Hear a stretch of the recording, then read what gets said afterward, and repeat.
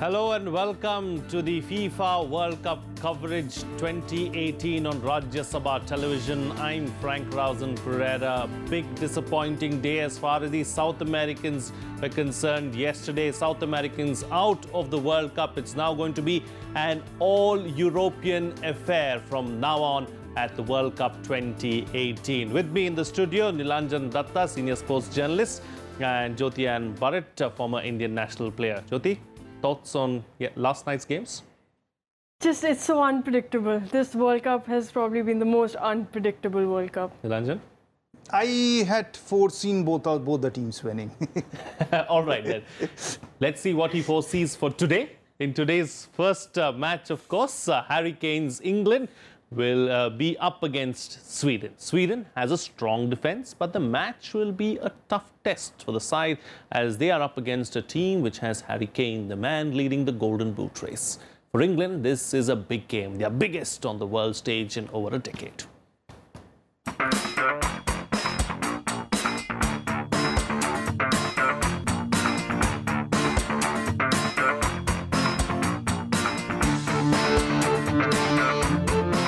Excitement is running high as a young English side is well prepared for their biggest game in over a decade against Sweden at the Samara Arena. Sweden are coming off a resilient 1-0 win over Switzerland in the round of 16, while the Three Lions were able to break their penalty shootout jinx after defeating Colombia 4-3 on penalties in a match that ended at 1-1 after extra time. When you go through a battle like that and you come through winners, it gives you so much energy, so much belief to go and do it again. The feeling after is amazing. Många delar i spelet som måste vara bra om vi ska rå på en nation som England. Och det är alltid från vårt försvarsspel som måste sitta. Vi måste ha ett mod när vi har bollen. Vi har klara idéer om hur vi vill spela vårt anfall. Sweden's right back Mikael Lustig is banned after picking up his second yellow card and is expected to be replaced by Emil Kraft. However, midfielder Sebastian Larsson returns from suspension and will come back to replace Gustav Svensson. For England, forward Jamie Vardy is doubtful because of the strain he suffered against Colombia. Defender Ashley Young has overcome his ankle knock and Kyle Walker is also fully fit to play in the match against Sweden. We came into this tournament as the least experienced team. We're one of the youngest teams in it, but we said that we're an improving side who want to make our own history. Sweden are the lowest scorers in the tournament, having scored 6 goals in 4 games, but their strength will undoubtedly come from their defence, which has only conceded 2 goals so far. On the other hand, England is a strong attacking team led by Harry Kane, the leading goal scorer in the tournament, and also Jesse Lingard and Raheem Sterling. Kumar Abhishek's report for Rajya Sabha TV. Well, let's now go across to our stats zone where Tina Jha is standing by. Purple.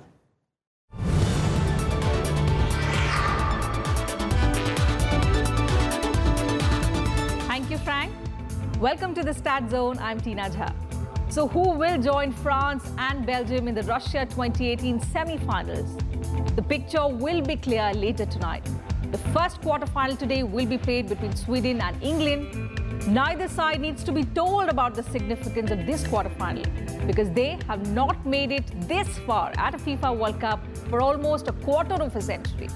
The last time Sweden were in the quarter-finals of a World Cup was in 1994 when they went on to beat Romania on penalties. But they went on to finish in the 3rd place. For England, their last World Cup quarter-final was in 2006, when they lost in a penalty shootout to Portugal. The two sides have played 24 matches, with England winning 8 and Sweden 7. 9 matches have been drawn.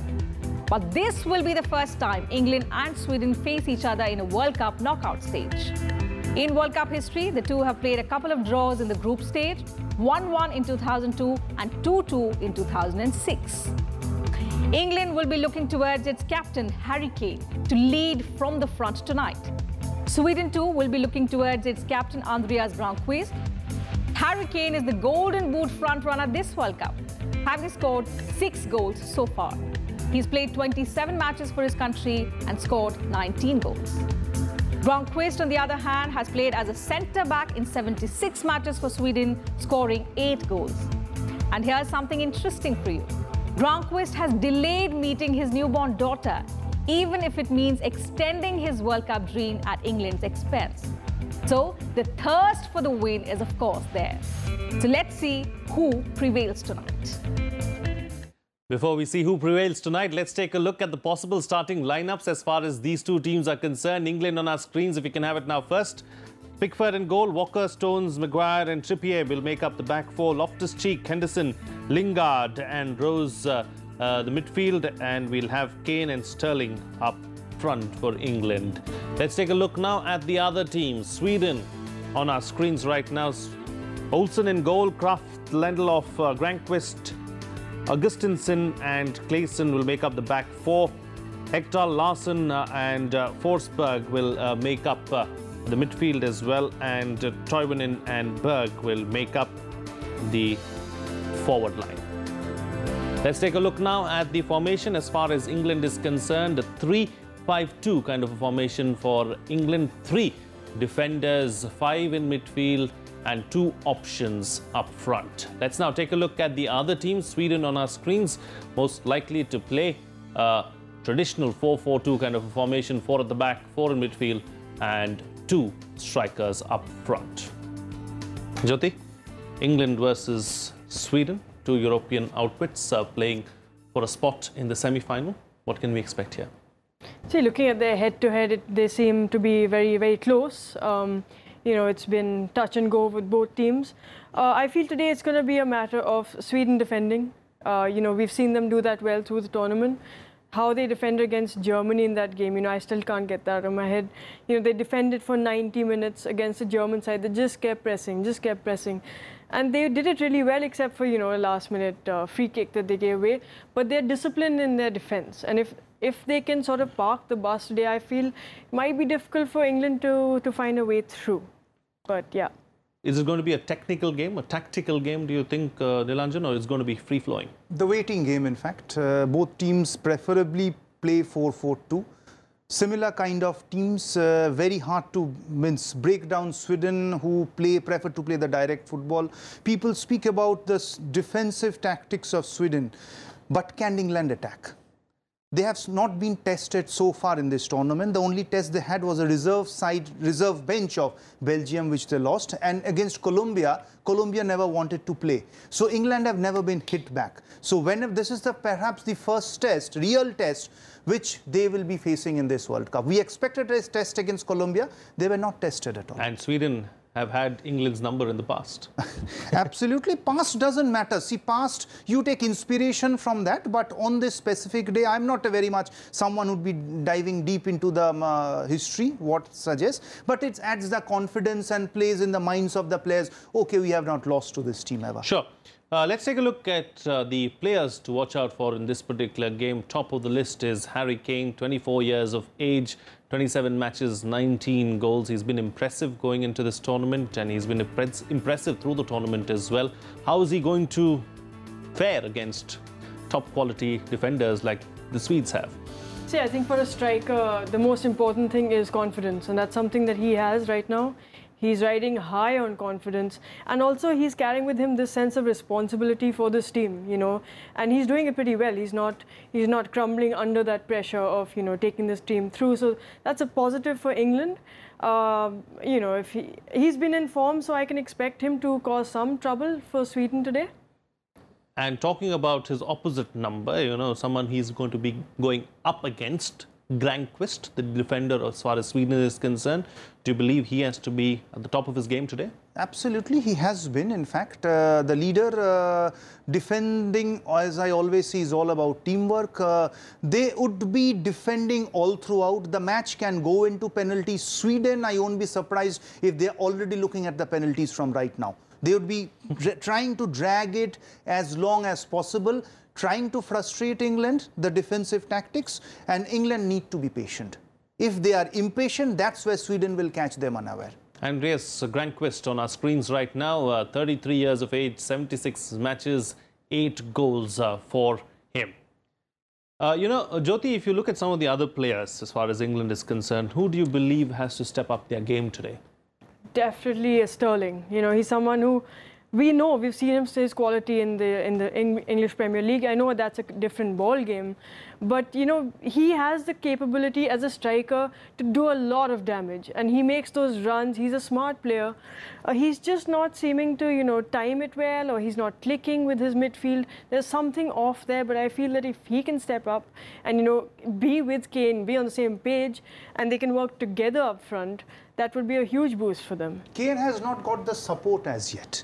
Do you think, Southgate should start with Jamie Vardy instead of Raheem Sterling maybe today? I don't think so he will, because he's having a niggle, just, recovered from that niggle. In such a match may not be, because you need to press and you need to run all over. So maybe coaches at the back of their mind may not be wanting such players to start. He comes on, maybe, that's what I feel. But as very rightly said, Kane needs support up front. Whenever he has the ball, we are all looking at Kane. England are looking at Kane, and the only way England can score at the present moment is through set pieces, which has been evident. Or set pieces, or maybe Kane. What are the rest doing? They have been good players in the EPL, but are they as inflated as their predecessors, which had a star-studded team? If they do not perform on this day, when will they? Indeed. Very quickly, Jyoti, which way do you see this match going? It's hard to call. I think this one's going to go to extra time, maybe penalties. But I think a vital factor here is that England's coming off a game where they've played extra time. It's been tiring mentally, physically. I don't know how, if that's going to have an impact on their game. Very today. valid. Nilanjan? Very valid point, Jyoti made. Someone who scores will be winning. It won't be a So would you say who scores game. first will win the match today?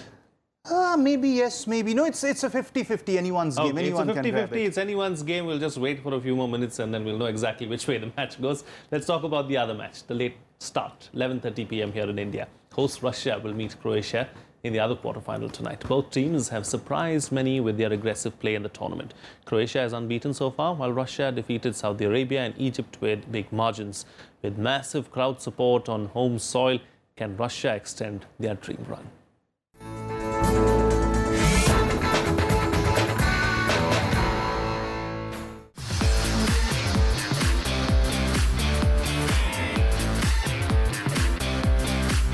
Russia will look to continue the dream run when they clash with one of the most impressive teams of the tournament, Croatia. Barring a 3-0 loss to better-looking Uruguay in the last and practically inconsequential group game, the hosts have beaten Saudi Arabia 5-0 and Egypt 3-1 in the group stages before trouncing one of the pre-tournament favourite Spain 4-3 in penalties in the round of 16 game. While Artem Zyuba and Denis Cheryshev have powered the Russian forward line, scoring 3 goals each, the goalkeeper Igor Akinfeev has proven his worth and is on the verge of becoming a national hero. On Friday, a Russian jeweler dyed medallions dedicated to the historic Russia vs Spain match, featuring an engraving of Akinfeev's saves during the penalty shootout. The act is being referred to as the foot-off God save. Meanwhile, Croatia too would like to repeat the 1998 feat, where they went all the way to the semis before losing to host France 1-2. In this edition, Croatia has handed a brutal 3-0 defeat to Argentina and 2-0 to Nigeria in the group stages, while send the Denmark packing in the round of 16 game. On Saturday, they take on host and with them the nation. Pa mi ne možemo birati protivnika, da li bio domaćin, da li bio neki drugi tim. Pred nama je četvrtfinale, velika utakmica i nije bitno tko je nama protivnik. Možda jedan mali problem zbog velike podrške i navijača, međutim naši igrači igraju svaki. To cheer the visitors, the Croatian president will once again be in the attendance, while each cheer will either pump up the Russians or build an additional pressure on the home team. Bureau Report, Rajya Sabha TV. Well, let's now go across to our stats zone once again and see what Tina has for us. Welcome back. The second match tonight will be played between host Russia and Croatia in the last match to be played in Sochi at this World Cup. The Fish Stadium has already witnessed some of the most intense and spectacular action of Russia 2018. And the local fans will be hoping to bid a fond farewell to the venue by seeing the hosts advance to the semi-finals. This is the fourth time the two teams will meet. In the previous games, 2 matches have been drawn, while the third has been won by Croatia. Out of their 5 World Cup campaigns, this is the third time that Croatia have come up against the hosts. However, they've not had much luck previously, with a 2-1 defeat against France in the semi-finals in 1998 being followed by a 3-1 loss to Brazil in the opening match of the 2014 edition. The players to watch out for in this game will be Artem Dzyuba for Russia and Mario Mandzukic for Croatia. In his youth, Mario Mandzukic was often compared to Croatian great Alen Boksic, but the forward long ago surpassed the achievements of his renowned predecessor. He's played 86 matches for his country, scoring 31 goals. The stats you can see on your screen. Dzyuba is tied with teammate Denis Cheryshev in the goal scorers chart, having scored 3 goals each. He's played 27 matches for his country, scoring 14 goals. For the moment, that's it from me from the Stat Zone. Well, let's now take a look at the lineups of these teams and see who's likely to start in today's match. First on our screens is Russia, Akinfeev in goal, Fernandez, Kutepov, Ignashevich, Granat, Gaznikov, Zobnin, Samedov, Golovin, Cheryshev and Dzyuba will make up the starting lineup as far as Russia is concerned. Let's take a look now at the other team, Croatia, with Subasic in goal, Rasalko, Lovren, Vida, Strinic, Brozovic, Rebic, Rakitic, Modric, Perisic and Mandzukic will make up the starting lineup as far as Croatia is concerned. Let's take a look now at the formation of these two teams. Russia on our screens first right now with 4-2-3-1 kind of a formation. 4 at the back, 2 defensive midfielders, 3 attacking midfielders and 1 out-and-out forward. Let's take a look now at the other team and we'll see how Croatia will form in this particular match with a 4-1-4-1 kind of a formation. 4 defenders, 1 defensive midfielder, 4 midfielders and 1 out-and-out forward. Croatia versus Russia. You know, Jyoti, both these teams have surprised many people in reaching this stage of the competition. Unfortunately, it's going to be the end of the competition for one of those teams. Which one is it going to be? I think Russia is, gonna finally bow out of the World Cup in this game because I feel Croatia will be a bit too strong for them to handle today. If Croatia score first, it's going to be Russia's going to obviously want to attack and they're going to go into this all-attack mode and they're going to leave their back vulnerable. But if Russia can hold them and sort of frustrate the Croatians, that would be the best sort of line of action for Russia, I would think. Can Russia pull a rabbit out of the hat today, do you think, Nilanjan? There's no reason why they can't. I was speaking to some friends, colleagues, journalists, chatting, in fact, all of them who are in Russia, the euphoria back in Russia, the inspiration, the entire country has come to a standstill. And that's the biggest fear which maybe Croatia would be having, because in such a match, knockout match, no team, however strong they may be, wants to play the host side.